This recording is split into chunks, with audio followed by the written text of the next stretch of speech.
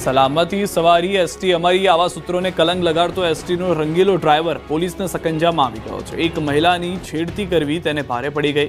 મહિલાએ ડ્રાઈવરને 2 લાફા માર્યા। ઘટના કંઈક એવી છે કે મહુવાથી જામનગર રૂટની એસટી બસમાં ડ્રાઈવરની પાછળની સીટ પર એક મહિલા તેની દીકરી સાથે બેઠી હતી ત્યારે ડ્રાઈવર દ્વારા ચાલુ બસમાં કાચમાં જોઈ મહિલા સામે નખરા શરૂ કરાયા। સુરતના ડિંડોલીમાં 5મા માળે ફસાઈ લિફ્ટ। સ્વસ્તિક રેસિડેન્સીની લિફ્ટ ખોટકાઈ। લિફ્ટમાં 7 જેટલી યુવતીઓ ફસાઈ। ટેકનિકલ ખામીના કારણે લિફ્ટ ફસાઈ।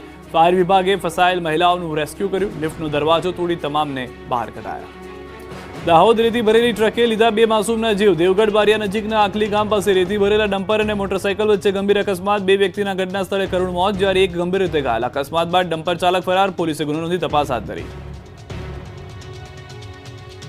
સુરતના કતારગામમાં લૂંટનો નિષ્ફળ પ્રયાસ। કતારગામની લલિતા ચોકી નજીકની ઘટના। જ્વેલર્સની દુકાનમાં લૂંટના ઇરાદે કર્યો પ્રવેશ। લાઇટરવાળી રિવોલ્વર સાથે જ્વેલર્સમાં ઘૂસ્યો। દુકાનદાર અને સ્થાનિક લોકોએ ઝડપી પાડ્યો હતો।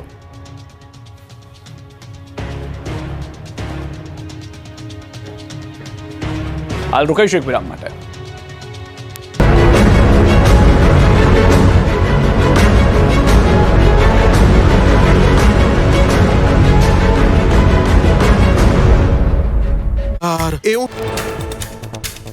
કેરળના પ્રવાસીઓની કાર તમિલનાડુમાં નદીમાં ફસાઈ। કારમાં સવાર 3 લોકો પણ ધર્મગીરી નદીમાં ફસાયા। નીલગિરી જિલ્લાના ગુડાલુરમાં બની ઘટના। ક્રેન વડે રેસ્ક્યુ કરાયું। સદનસીબે કોઈ જાનહાનિ નહીં।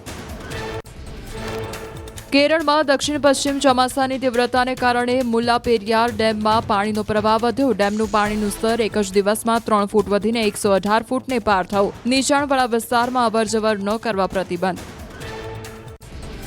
તમિલનાડુના કન્યાકુમારીમાં